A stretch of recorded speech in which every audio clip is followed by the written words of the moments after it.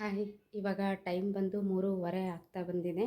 ಇವಾಗ ಸ್ವಲ್ಪ ಹೊತ್ತು ಮಲ್ಕೊಂಡಿದ್ದೆ. ಮಧ್ಯಾಹ್ನ ಎಲ್ಲ ಕೆಲಸ ಮುಗಿಸ್ಕೊಂಡು ಪೂಜೆ ಎಲ್ಲ ಮುಗಿಸ್ಕೊಂಡು ಇವಾಗ ಒಂದು ಸ್ವಲ್ಪ ಬಟ್ಟೆ ಇದ್ದಾವೆ, ಹಾಗಾಗಿ ಬಟ್ಟೆ ತೊಳಿಬೇಕು. ಹೊರಗಡೆನೇ ತೊಳಿತೀನಿ. ಬನ್ನಿ ತೋರಿಸ್ತೀನಿ, ಒಂದು ನಿಮಿಷ.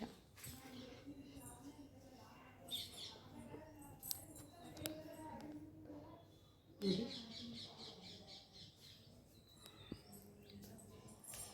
ಅಲ್ಲೇ ತೊಳೆಯೋದು ಬಟ್ಟೆ ಮತ್ತು ಪಾತ್ರೆ ಎಲ್ಲ ಅಲ್ಲೇ ತೊಳಿತೀನಿ. ತುಂಬ ಜನ ಕೇಳ್ತಾಯಿದ್ರಿ, ಯಾಕೆ ಸಿಂಕ್ ಇದ್ರೂ ಸಿಂಕಲ್ಲಿ ಪಾತ್ರೆ ತೊಳೆಯಲ್ಲ ನೀವು ಅಂತ ಕೇಳ್ತಾಯಿದ್ರಿ. ಸಿಂಕಲ್ಲಿ ನನಗೆ ಸರಿಯಾಗಲ್ಲ ಪಾತ್ರೆ ತೊಳೆಯೋಕ್ಕೆ.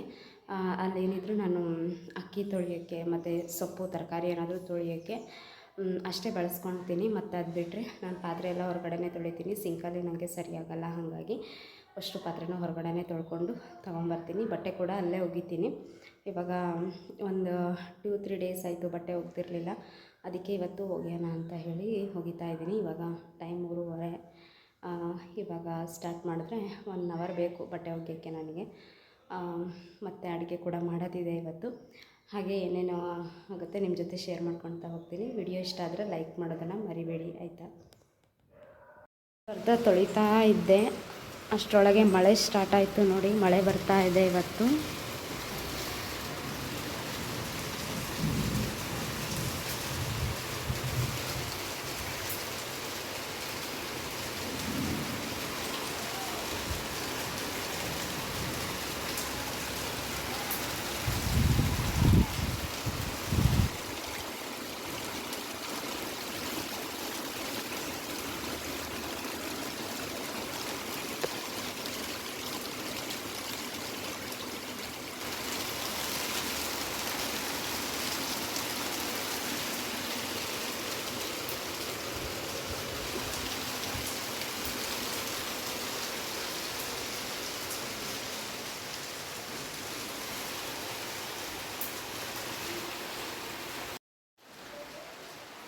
ನೋಡಿ, ವರ್ಷದ ಮೊದಲನೇ ಮಳೆ ಇದು.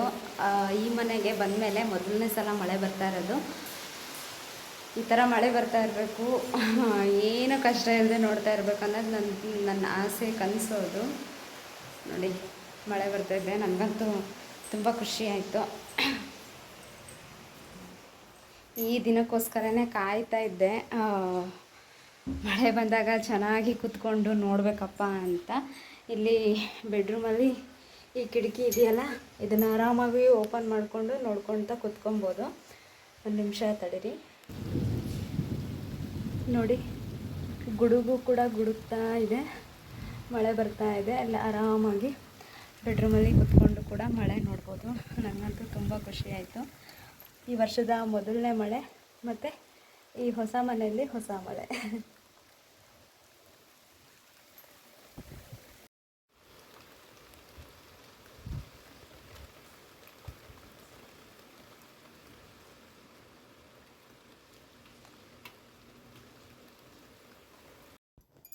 ನಾನಿಲ್ಲಿ ಸ್ವಲ್ಪ ಹೊತ್ತು ಮಳೆ ಎಲ್ಲ ನೋಡಿ ಟೀ ಎಲ್ಲ ಮಾಡ್ಕೊಂಡು ಕುಡಿದು ಪಾತ್ರೆ ಎಲ್ಲ ತೊಳೆದಿಟ್ಟು ಇವಾಗ ಬಂದು ಸಾಂಬಾರು ಮಾಡೋಣ ಅಂತ ರೆಡಿ ಮಾಡ್ಕೊಳ್ತಾ ಇದ್ದೀನಿ.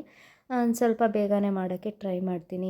ಇವಾಗ ಅಂದರೆ ಮಧ್ಯಾಹ್ನ ಎಲ್ಲ ನೀರು ಕುಡ್ದಿರ್ತಾರಲ್ಲ, ಸರಿಯಾಗಿ ಊಟ ಮಾಡಿರಲ್ಲ, ಅದಕ್ಕೆ ಬಂದಿದ್ದ ತಕ್ಷಣ ಊಟ ಬೇಕು ಅಂತ ಕೇಳ್ತಿರ್ತಾರೆ. ಹಾಗಾಗಿ ಸ್ವಲ್ಪ ಬೇಗನೆ ಮಾಡೋಣ ಅಂತ ಅಂದ್ಕೊಂಡು ಬೇಗ ಮಾಡ್ತಾಯಿದ್ದೀನಿ. ಇವತ್ತು ಬಂದು ಸೊಪ್ಪಿನ ಸಾರು ಮತ್ತು ಅನ್ನ ಮುದ್ದೆ ಇಷ್ಟು ಮಾಡೋಣ ಅಂತ ಅಂದ್ಕೊಂಡಿದ್ದೀನಿ. ಇಲ್ಲಿ ಸೊಪ್ಪೆಲ್ಲ ನೀಟಾಗಿ ತೊಳೆದಿಟ್ಕೊಂಡು ಅದಕ್ಕೆ ಟೊಮೊಟೊ, ಬೇಳೆ, ಹಸಿರುಮೆಣ್ಸಿನ್ಕಾಯಿ ಇಷ್ಟನ್ನು ಹಾಕಿ ಕುಕ್ಕರಲ್ಲಿ ಹಾಕಿ ಕೂಗಿಸ್ಕೊತೀನಿ. ಆ ಮನೇಲಿ ಕುಕ್ಕರು ಇತ್ತು, ಬಟ್ ಜಾಸ್ತಿ ಯೂಸ್ ಮಾಡ್ತಾ ಇರಲಿಲ್ಲ. ಈ ಮನೇಲಿ ಇದು ಗಿಫ್ಟ್ ಬಂದಿದ್ದು, ಒಬ್ಬರು ಗಿಫ್ಟ್ ಕೊಟ್ಟಿದ್ದು. ಚೆನ್ನಾಗಿದೆ ಕುಕ್ಕರು. ಆ ಮನೇಲಿ ಇದ್ದಿದ್ದು ಕುಕ್ಕರ್ ಒಂದು ಸ್ವಲ್ಪ ಸರಿ ಇರಲಿಲ್ಲ. ಏನಾದರೂ ಬೇಯಕ್ಕೆ ಇಟ್ಟಿದ ತಕ್ಷಣವೇ ಹಾಗೆ ಉಕ್ಬಿಡ್ತಿತ್ತು. ಅದಕ್ಕೋಸ್ಕರ ನಾನು ಜಾಸ್ತಿ ಯೂಸ್ ಮಾಡ್ತಿರಲಿಲ್ಲ. ಮತ್ತು ನಮ್ಮ ಮನೆಯವ್ರಿಗೆ ಇಷ್ಟನೂ ಆಗಲ್ಲ ಕುಕ್ಕರಲ್ಲಿ ಮಾಡಿದ್ರೆ, ಹಾಗಾಗಿ ಕುಕ್ಕರ್ನ ಜಾಸ್ತಿ ಯೂಸ್ ಮಾಡ್ತಿರಲಿಲ್ಲ. ಇಲ್ಲೂ ಅಷ್ಟೇ ಜಾಸ್ತಿ ಏನೂ ಯೂಸ್ ಮಾಡಲ್ಲ. ಇವಾಗ ಏನಾದರೂ ಬೇಯಿಸ್ಕೊಬೇಕು ಅಂತಂದರೆ ಅಷ್ಟೇ. ಇವಾಗ ಬೆಂದಿದೆ, ಅದನ್ನು ಇವಾಗ ಒಗ್ಗರಣೆ ಹಾಕೋಕ್ಕೆ ಅದನ್ನು ಒಂದು ಪಾತ್ರೆಗೆ ತೆಗೆದಿಟ್ಕೊಳ್ತಾ ಇದ್ದೀನಿ.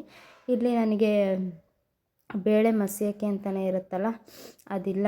ಹಾಗಾಗಿ ಸೌಟಲ್ಲೇ ಮಸಿತೀನಿ. ಚೆನ್ನಾಗಿ ಬೆಂದಿರುತ್ತಲ್ಲ, ಏನೂ ತೊಂದರೆ ಇಲ್ಲ. ಅಂದರೆ ಸ್ವಲ್ಪ ಉಪ್ಪು ನೀರು ಇವಾಗ ನಾವು ಬಳಸ್ತಾ ಇರೋದು, ಇಲ್ಲಿ ಇನ್ನೂ ನಲ್ಲಿ ಕಲೆಕ್ಷನ್ ಕೊಟ್ಟಿಲ್ಲ, ಹಾಗಾಗಿ ಬೋರ್ ನೀರೇ ಯೂಸ್ ಮಾಡ್ತಾಯಿದ್ದೀವಿ. ನಮ್ಮ ಮನೆ ಪಕ್ಕದಲ್ಲಿ ಒಂದು ಬಿಲ್ಡಿಂಗ್ ಇದೆಯಲ್ಲ, ಅವರನ್ನೇ ನೀರು ಕೊಡ್ತಾರೆ, ಅವ್ರ ಹತ್ರನೇ ಇಸ್ಕೊಂಡು ಮಾಡ್ತೀನಿ. ಅದೇ ನೀರು ಹಾಕಿ ಅಡುಗೆ ಮಾಡೋದ್ರಿಂದ ಸ್ವಲ್ಪ ಬೇಳೆ ಬೇಯಿಸೋಕ್ಕೆ ಕಷ್ಟ ಅಂತ ಅನಿಸುತ್ತೆ. ಹಾಗಾಗಿ ಆ ಮನೆಯಲ್ಲಿ ಇದ್ದಾಗ ಒಂದು 3 ವಿಷಲ್ ಹೊಡ್ಸಿದ್ರೆ ಸಾಕು, ಬೇಳೆ ಬೆಂದಿರ್ತಿತ್ತು. ಬಟ್ ಇವಾಗ ಸ್ವಲ್ಪ ಉಪ್ಪು ನೀರು ಆಗಿರೋದ್ರಿಂದ ಒಂದು 4ರಿಂದ 5 ವಿಷಲ್ ಹೊಡ್ಸಿದ್ರೆ ನೀಟಾಗಿ ಬೆಂದಿರುತ್ತೆ. ಇವಾಗ ಅದಕ್ಕೆ ಒಗ್ಗರಣೆ ಹಾಕ್ತಾಯಿದ್ದೀನಿ. ಇಲ್ಲಿ ಬಂದು ಅದಕ್ಕೆ ಖಾರದ ಪುಡಿ ಹಾಕಿಲ್ಲ, ಹಸಿರು ಮೆಣ್ಸಿನ್ಕಾಯಿ ಹಾಕಿದ್ನಲ್ಲ, ಹಾಗಾಗಿ ಸ್ವಲ್ಪ ಅರಿಶಿನದ ಪುಡಿ ಅಷ್ಟೇ ಹಾಕಿದೆ. ಇವಾಗ ಪಾತ್ರೆಗೆ ಎಣ್ಣೆ, ಸಾಸಿವೆ, ಜೀರಿಗೆ ಮತ್ತು ಬೆಳ್ಳುಳ್ಳಿ ಇಷ್ಟನ್ನು ಹಾಕಿದ್ದೀನಿ. ಹುಣಸೆ ಹಣ್ಣು ಇರಲಿಲ್ಲ, ಹಾಗಾಗಿ ಹುಳಿ ಟೊಮೊಟೊನೇ ಯೂಸ್ ಮಾಡಿದೆ. ಹುಣಸೆ ಹಣ್ಣು ಇದ್ದಿದ್ದರೆ ಸಿಹಿ ಟೊಮೊಟೊ ಇತ್ತು, ಅಮ್ಮನ ಮನೆಯಿಂದ ತಂದಿದ್ದೆ, ಅದನ್ನೇ ಯೂಸ್ ಮಾಡ್ತಾಯಿದ್ದೆ. ಇವಾಗ ಹುಣಸೆ ಹಣ್ಣು ಇಲ್ಲದೆ ಇರೋ ಕಾರಣ ನಾನು ಹುಳಿ ಟೊಮೊಟೊನೇ ಹಾಕಿ ಸಾಂಬಾರು ಮಾಡಿದ್ದೆ. ತುಂಬ ಚೆನ್ನಾಗಾಗಿತ್ತು.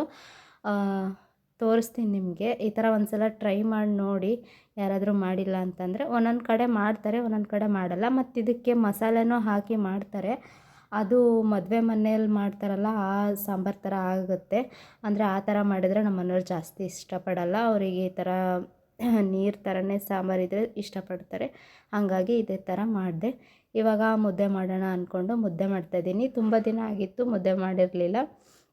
ಮತ್ತು ಅವಾಗಿಂದನೂ ತುಂಬ ಜನ ಕೇಳ್ತಿದ್ರಿ, ನೀವು ಮುದ್ದೆ ಮಾಡೋದು ತೋರಿಸಿ ಅಂಥೇಳಿ. ಹಾಗಾಗಿ ಇವತ್ತು ನನಗೂ ಕೂಡ ತುಂಬ ದಿನ ಆದಂಗೆ ಆಗಿತ್ತು, ರಾಗಿ ಮುದ್ದೆನೇ ತಿಂದಿರಲಿಲ್ಲ. ನನಗೆ ಈ ಮುದ್ದೆ ಆಮೇಲೆ ಬಸ್ಸಾರು ಅಂತಾರೆ ಒಂದೊಂದು ಕಡೆ ಉದ್ಕ ಅಂತ ಅಂತೀವಿ ನಾವು. ಅದೆಲ್ಲ ಊಟ ಮಾಡೋಕ್ಕೆ ನಂಗೆ ತುಂಬ ಇಷ್ಟ ಆಗುತ್ತೆ. ಯಾವ ಸಾಂಬಾರಿಗಾದರೂ ಅಷ್ಟೇ, ಚಿಕನ್ ಸಾಂಬಾರಾಗಿರ್ಬೋದು, ಅವರೆಕಾಳು ಸಾರು ಆಗಿರ್ಬೋದು, ಮತ್ತು ಈ ಥರ ಬಸ್ಸಾರುಗಳಾಗಿರ್ಬೋದು, ಯಾವುದಕ್ಕಾದ್ರೂ ರಾಗಿ ಮುದ್ದೆ ಒಳ್ಳೆ ಕಾಂಬಿನೇಷನು. ನನಗಂತೂ ತುಂಬ ಇಷ್ಟ ರಾಗಿ ಮುದ್ದೆ ಅಂತಂದರೆ. ಆವಾಗವಾಗ ಮಾಡ್ಕೊಳ್ತಾ ಇರ್ತೀನಿ ನಾನು ಒಬ್ಬಳಿಗೆ ಆದ್ರೂ. ನಮ್ಮ ಮನೆಯವ್ರು ಜಾಸ್ತಿ ಇಷ್ಟಪಟ್ಟು ತಿನ್ನಲ್ಲ, ಅವರು ರಾಗಿ ಮುದ್ದೆನ ಜಾಸ್ತಿ ಬರೀ ರೊಟ್ಟಿ ಬೇಕು ಅಂತ ಕೇಳ್ತಿರ್ತಾರೆ. ಅವರು ಮುದ್ದೆ ತಿನ್ನೋಕೆ ಇಷ್ಟಪಡಲ್ಲ. ನನಗೆ ಮುದ್ದೆ ಅಂದರೆ ತುಂಬ ಇಷ್ಟ, ಹಾಗಾಗಿ ನಾನು ಒಬ್ಬಳಿಗೆ ಆಗಲಿ ಯಾವಾಗಾದರೂ ಮಾಡ್ಕೊಳ್ತಾ ಇರ್ತೀನಿ. ಜಾಸ್ತಿ ವಿಡಿಯೋದಲ್ಲಿ ತೋರಿಸಿದ್ದಿರಲಿಲ್ಲ. ಇವತ್ತು ಹೆಂಗಿದ್ರು ವಿಡಿಯೋ ಮಾಡ್ತಾ ಇದ್ನಲ್ಲ, ಹಾಗೆ ನಿಮ್ಮ ಜೊತೆ ಶೇರ್ ಮಾಡ್ಕೊಳ್ಳೋಣ ಅಂತ ಮಾಡ್ಕೊಳ್ತಾ ಇದ್ದೀನಿ. ಹೇಗೆ ಬಂದಿತ್ತು ಅಂತ ಕಮೆಂಟ್ ಮಾಡಿ. ಸ್ವಲ್ಪ ಗಂಟಾಗಿತ್ತು ಅಂತ ನನಗೆ ಅನ್ನಿಸ್ತು, ಒಂದಿಷ್ಟಿಷ್ಟು ಗಂಟಾಗಿತ್ತು. ಏನಾಗಲ್ಲ, ಸ್ವಲ್ಪ ಗ್ಯಾಪ್ ಬಿಟ್ಟು ಮಾಡ್ತಾ ಇರ್ತೀನಲ್ಲ, ನನಗೆ ಅಷ್ಟು ಪರ್ಫೆಕ್ಟಾಗಿ ಮಾಡೋಕ್ಕೆ ಬರುತ್ತೆ ಅಂತಲ್ಲ, ಅಂದರೆ ಅದು ತಿರುಗೋಕ್ಕೆ ಸ್ವಲ್ಪ ಕಷ್ಟ ಆಗುತ್ತೆ. ಆದ್ರೂ ಮಾಡ್ಕೊತೀನಿ, ನಮ್ಮಿಬ್ಬರಿಗೆ ಅಲ್ಲ, ಹಾಗಾಗಿ ಮಾಡ್ತೀನಿ. ಸ್ವಲ್ಪನೇ ಆಗಲಿ, ಎರಡೆರಡು ಸಣ್ಣದೇ ಆಗಲಿ ಮುದ್ದೆ ಆವಾಗವಾಗ ಮಾಡ್ತಾ ಇರ್ತೀನಿ. ನಂಗೆ ಮುದ್ದೆ ಅಂದರೆ ತುಂಬ ಇಷ್ಟ. ಇವಾಗ ಅದಕ್ಕೆ ಹಿಟ್ಟು ಹಾಕಿ ತಿರುಗ್ತಾ ಇದ್ದೀನಿ. ಫಸ್ಟು ನಾವು ರಾಗಿ ಮುದ್ದೆ ಮಾಡಬೇಕಾದ್ರೆ ಅದು ಸರಿ ಮಾಡ್ಕೊಳ್ತೀವಲ್ಲ, ಅದು ಚೆನ್ನಾಗಿ ಕುದಿಸ್ಕೊಂಡ್ರೆ ಆಮೇಲೆ ಈ ಹಿಟ್ಟು ಹಾಕಿ ಚೆನ್ನಾಗಿ ತಿರುಗಿಬಿಟ್ರೆ ಗಂಟೆ ಆಗೋಲ್ಲ. ಆದರೂ ನಾನು ಮಾಡಿರೋ ಮುದ್ದೆಯಲ್ಲಿ ಸ್ವಲ್ಪ ಗಂಟಿತ್ತು. ನನ್ನ ಗಂಟೆಲ್ಲ ತೆಗೆದುಬಿಟ್ಟು ಹಾಕಿದೆ. ಮತ್ತು ಆ ಥರ ಏನಾದರೂ ನಮ್ಮ ಮನೆಯವ್ರು ತಿನ್ನಬೇಕಾದ್ರೆ ಏನಾದರೂ ಸ್ವಲ್ಪ ಒಂದು ಗಂಟು ಸಿಕ್ಕರೂ ಇಡೀ ಮುದ್ದೆನೇ ಬಿಟ್ಬಿಡ್ತಾರೆ, ತಿನ್ನೋದೇ ಇಲ್ಲ ಅವರು. ಹಾಗಾಗಿ ನೋಡಿ ತೆಗೆದಿಟ್ಟಿರ್ತೀನಿ ಅವರಿಗೆ, ಅವ್ರು ತಿನ್ನೋ ಮುದ್ದೆ. ಜಾಸ್ತಿ ಅವ್ರ ಮುದ್ದೆನೂ ತಿನ್ನಲ್ಲ, ರೊಟ್ಟಿನೇ ತಿನ್ನೋದು ಜಾಸ್ತಿ. ನಾನು ರೊಟ್ಟಿನ ಜಾಸ್ತಿ ಮಾಡಲ್ಲಲ್ಲ, ಅಲ್ಲಿ ನಮ್ಮ ಅಮ್ಮನ ಮನೇಲಿ ಮಾಡಿದ್ರೆ ಅವರೇ ಕೊಟ್ಟು ಕಳಿಸ್ತಿರ್ತಾರೆ, ಅವಾಗವಾಗ ತಿಂತಾರೆ. ಮತ್ತು ಹೊರಗಡೆ ಕೆಲ್ಸಕ್ಕೆ ಹೋದಾಗ ಅಲ್ಲಿ ಹೊರಗಡೆನೂ ಮಾಡಿರ್ತಾರೆ ರೊಟ್ಟಿನ. ನೋಡಿ ಇವಾಗ ಹಿಟ್ಟು ಹಾಕ್ಕೊಂಡು ಚೆನ್ನಾಗಿ ಅದನ್ನು ಮಿಕ್ಸ್ ಮಾಡಿಕೊಂಡ್ರೆ ಒಂದು ಗಂಟು ಬರಲ್ಲ. ಚೆನ್ನಾಗಿ ಫಸ್ಟ್ ನಾವು ಮಾಡ್ಕೊಂಡಿರೋ ಫಸ್ಟಿಗೆ ಕುದಿಸ್ಕೊತೀವಲ್ಲ, ಅದನ್ನು ನೀಟಾಗಿ ಕುದಿಸ್ಕೊಬೇಕು. ಅದು ಕುದಿಸ್ಕೊಂಡ್ರೆ ಗಂಟಾಗಲ್ಲ. ಇವಾಗ ತಿರುವಿದೆ, ತಿರುವೋಕ್ಕೆ ಸರಿ ಆಗ್ತಾ ಇರಲಿಲ್ಲ ನನಗೆ. ಮತ್ತು ಅದನ್ನು ಕೆಳಗೆ ಇಳಿಸ್ಕೊಂಡು ಎಲ್ಲ ಗಂಟಿಲ್ದಂಗೆ ತಿರುವಿ ಮತ್ತು ಇವಾಗ ರೌಂಡ್ ಮಾಡ್ತಾಯಿದ್ದೀನಿ. ನಂಗೆ ಇದೇ ಥರ ಇರಬೇಕು ಮುದ್ದೆ, ನಂಗೆ ತುಂಬ ಇಷ್ಟ. ನೋಡಿ ಅದರಲ್ಲೂ ಒಂದೊಂದು ಗಂಟಿತ್ತು, ತೆಗೆದೆ. ಆದ್ರೂ ತುಂಬ ಜನ ವಾಯ್ಸ್ ಕೇಳ್ತಾ ಇಲ್ಲ ಅಂತ ಮೆಸೇಜ್ ಹಾಕ್ತಾಯಿದ್ದೀರಾ. ನೋಡಿ ಈ ವಿಡಿಯೋದಲ್ಲಿ ವಾಯ್ಸ್ ಕೇಳ್ತಾ ಇದೆಯಾ ಇಲ್ವಾ ಅಂತ. ಆದಷ್ಟು ಸ್ವಲ್ಪ ಜೋರಾಗಿ ಮಾತಾಡೋಕ್ಕೆ ಟ್ರೈ ಮಾಡಿದ್ದೀನಿ. ಇಲ್ಲಿ ಹೊಸ ಮನೆ ಅಲ್ಲ, ನಾನು ಮಾತಾಡೋದು ಸ್ವಲ್ಪ ಜೋರಾಗಿ ಕೇಳಿಸುತ್ತೆ. ನಾನೇನೋ ತುಂಬ ಜೋರಾಗಿ ಮಾತಾಡ್ತಾಯಿದ್ದೀನಿ ಅಂತ ಅಂದ್ಕೊಂಡು ನಿಧಾನ ಮಾತಾಡ್ತೀನಿ, ಹಾಗಾಗಿ ಅದರಲ್ಲಿ ನಿಧಾನ ಕೇಳಿಸಿರುತ್ತೆ. ನೋಡಿ ಈ ವಿಡಿಯೋದಲ್ಲಿ ಹೇಗೆ ಕೇಳಿಸ್ತು ಅಂತ ಕಮೆಂಟ್ ಮಾಡಿ. ವಿಡಿಯೋ ಇಷ್ಟ ಆದರೆ ಲೈಕ್ ಮಾಡಿ, ಶೇರ್ ಮಾಡಿ, ಚಾನಲ್ನ ಸಬ್ಸ್ಕ್ರೈಬ್ ಮಾಡಿ.